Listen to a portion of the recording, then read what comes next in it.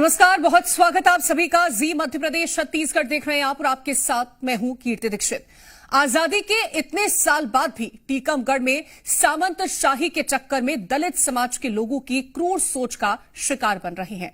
सामाजिक सम्मान की रस्मों के पालन पर भी सामंती सोच वाले लोगों ने बेड़ियां डाल रखी हैं। स्थिति ऐसी है कि रस्मों के पालन के लिए भी ऊंची नाक वालों से सहमति होना जरूरी है। लेकिन टीकमगढ़ में एक ऐसी घटना हुई जिसने एक और गांव में सामंती सोच की हकीकत उजागर कर दी। वहीं दूसरी ओर यह भी दिखाई दिया कि पुलिस और प्रशासन का सहयोग समाज में बदलाव ला सकता है।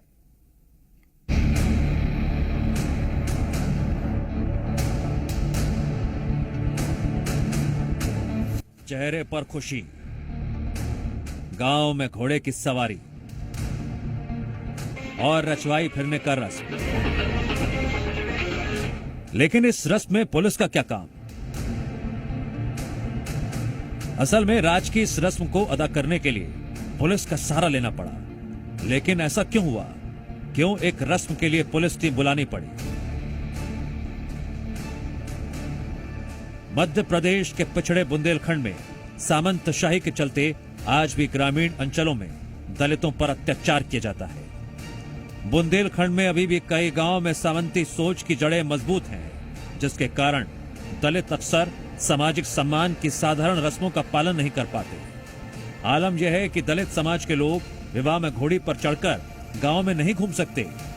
टीकमगढ़ के हटा गांव में यही स्थिति जितेंद्र अहिरवार के विवाह के समय में भी देखने को मिली। विवाह से पहले होने वाली रचवाए या राज फिरने की रस्म में दूल्हा घोड़ी पर बैठकर पूरे गांव में घूमता है। जहां रिश्तेदार और परिवार के लोग उसे सम्मान देने के लिए टीका करते हैं और उपहार देते हैं।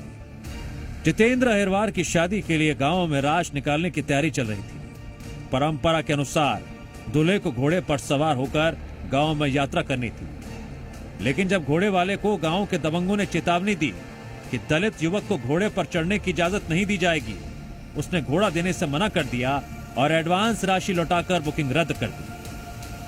जब से देश आजाद हुआ उससे पहले से अभी तक किसी भी दलित व्यक्ति को घोड़े पर राज निकालने का कभी प्रावधान नहीं था सामाजिक तौर पे।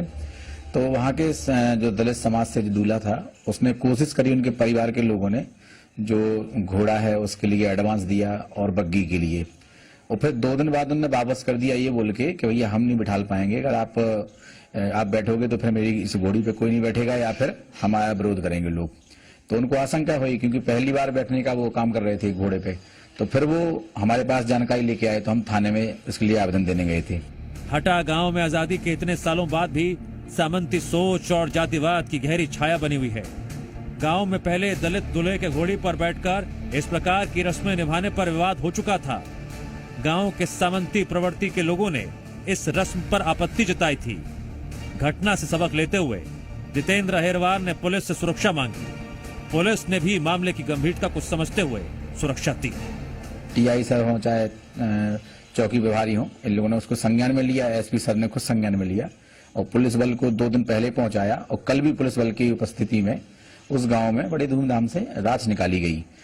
तो राज तो निकल गई, लेकिन जो ये चीज हुई है ये कहीं न कहीं हमारे इस बुंदेलखंड के पिछड़ेपन का मुख्य कारण जो है वो यही बताती है कि यहाँ पे बहुत ज्यादा ऊंच नीच की भावनाएं हैं। कुछ जातियों का जो रहता है ना कि हम श्रेष्ठ हैं, ये चीजें, और कहीं न कहीं इसमें उस समाज का भी दोष है जो घोड़े पे अभी तक बैठा नहीं। पुलिस के अधिकारियों ने पहले गांव में जाकर लोगों को समझाइश दी। बाकायदा दूल्हे को पूरी सुरक्षा प्रदान करते हुए एक सब इंस्पेक्टर सहित आधा दर्जन पुलिस वाले तैनात किए। पुलिस अभिरक्षा में दूल्हे की राज पूरे गाँव में शान से घूमी। हाँ, वो एसपी सर के संज्ञान में आया था। सुरक्षा की मांग की गई थी जिसमें बलदेवगढ़ पुलिस द्वारा सुरक्षा प्रदान की गई और शांतिपूर्वक जो समारोह है वो संपन्न कराया गया। भारत को आजादी मिले ही भले 78 साल हो चुके हों, लेकिन बुंदेलखंड के ग्रामीण क्षेत्रों में आज भी निचले तबके के दूल्हे को घोड़ी पर बैठकर गांव में निकलने का अधिकार नहीं। ये घटना न केवल जितेंद्र और उनके परिवार के लिए बल्कि पूरे क्षेत्र के लिए एक संदेश बन गई कि अपने अधिकारों के लिए खड़ा होना जरूरी है। ब्यूरो रिपोर्ट, जी मीडिया।